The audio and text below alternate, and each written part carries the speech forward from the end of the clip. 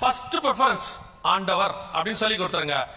Bible வாசிக்க சொல்லி கொடுங்க, டெய்லி பைபிள் வாசிக்கணும்னு சொல்லுங்க. பெற்றோருக்கு பிள்ளைகளை கண்டிக்கிறதுல கொஞ்சம் இந்த காலகட்டத்தில் கொஞ்சம் இருக்கு. எல்லாம் ஃப்ரெண்ட்லியா நடத்துறீங்க, நல்லது நடத்துங்க, வேணாம் சொல்லல. நீங்க ஃப்ரெண்ட்லியா இருக்கிறதுனால ஸ்பிரிச்சுவலா இருக்க கூடாதுன்னு அர்த்தம் இல்ல. ஃப்ரெண்ட்லியா இருங்க, ஸ்பிரிச்சுவலா இருங்க. ஸ்பிரிச்சுவல் விஷயத்துல கண்டிப்பா இருங்க, மத்த விஷயத்துல ஃப்ரெண்ட்லியா இருங்க, ஒரு தப்பும் கிடையாது. ஃப்ரைட் ரைஸ் கேட்கறாங்களா, வாங்கி கொடுங்க, ஆனா சர்ச்சுக்கு கூட்டிட்டு வாங்க.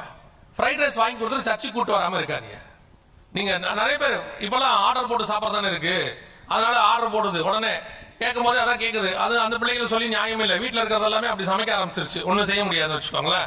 எல்லாம் யூடியூப் பார்த்து செய்ய ஆரம்பிக்கிறாங்க. கலர் கலரா இருக்கு, வாயில வைக்க முடியல, அது வேற விஷயம். அதனால பிள்ளைகள் என்ன சொல்லிருது, எதையாவது ஆர்டர் போட்டு கொடுங்கன்னு சொல்லுது. சரி, நம்ம எங்க அம்மா காலத்துல நான் சொல்லுவேன், 30 வருஷத்துக்கு முன்னாடி எல்லாம் அந்த அம்மாக்கள் வந்து நம்ம பாடியில கான்சென்ட்ரேட் பண்ணாங்க. பிள்ளை ஸ்ட்ராங்கா இருக்கணும், சக்தியா இருக்கணும்னு சொல்லிட்டு படிப்பு 2வதா இருந்துச்சு. இப்ப படிப்பு இதாயிருச்சு, பாடி வந்து